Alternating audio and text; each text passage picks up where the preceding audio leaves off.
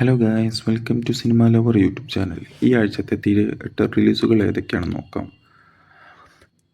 റോഷൻ മാത്യു നായകനായ ഇത്തിരി നേരം എന്ന സിനിമ നവംബർ 7 തിയേറ്ററിൽ റിലീസായി എത്തുന്നുണ്ട്.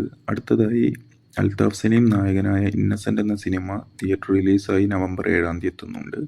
അടുത്തത് ഒരു റിലീസാണ്. മമ്മൂട്ടി നായകനായ അമരം എന്ന സിനിമ റിലീസായി എത്തുന്നുണ്ട്. അടുത്തതും ഒരു റിലീസ് സിനിമയാണ്. കമലഹാസൻ നായകനായ നായകൻ എന്ന സിനിമ റിലീസായി എത്തുന്നുണ്ട്. ഇതിൽ നിങ്ങൾ ഏത് സിനിമയാണ് തിയേറ്ററിൽ കാണാൻ ഉദ്ദേശിച്ചെങ്കിൽ ഒന്ന് കമൻറ്റ് ചെയ്യുക. ഇനി ഈ ആഴ്ചത്തെ OTT റിലീസുകൾ ഏതൊക്കെയാണെന്ന് നോക്കാം. വിനീത് ശ്രീനിവാസൻ സംവിധാനം ചെയ്ത കരം എന്ന സിനിമ മനോരമ മാക്സ് ആമസോൺ പ്രൈമിലൂടെ നവംബർ 7 മുതൽ സ്ട്രീം ചെയ്യുന്നുണ്ട്. അടുത്തതായി കവിൻ നായകനായ കിസ് എന്ന സിനിമ ZEE5 സ്ട്രീം ചെയ്യുന്നുണ്ട് നവംബർ 7 മുതൽ. അടുത്തതായി ബാഡ് ഗേൾ എന്ന സിനിമ ജിയോ ഹോട്ട്സ്റ്റാറിലൂടെ സ്ട്രീം ചെയ്യുന്നുണ്ട്.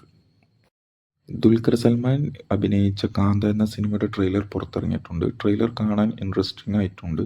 നല്ലൊരു സിനിമയാകുമെന്ന് വിചാരിക്കാം. നവംബർ 14 മുതൽ തിയേറ്ററുകളിൽ റിലീസ് ചെയ്യുന്നതാണ്.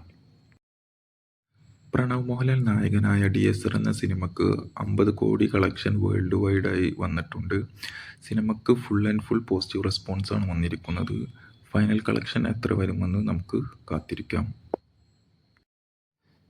വിനോദ് സംവിധാനം ചെയ്യുന്ന വിജയ് നായകനായ ജനനായകൻ എന്ന സിനിമയുടെ ഫസ്റ്റ് സിംഗിൾ നവംബർ 8 ഇറങ്ങുന്നതാണ്. അനിരുദ്ധാണ് ഇതിൻ്റെ മ്യൂസിക് ഡയറക്ടർ. സിനിമയുടെ ഫസ്റ്റ് സിംഗിൾ എങ്ങനെയുണ്ടെന്ന് നമുക്ക് വെയിറ്റ് ചെയ്ത് നോക്കാം. സിനിമ ജനുവരി 9 മുതൽ തിയേറ്ററുകളിൽ റിലീസ് ചെയ്യുന്നതാണ്.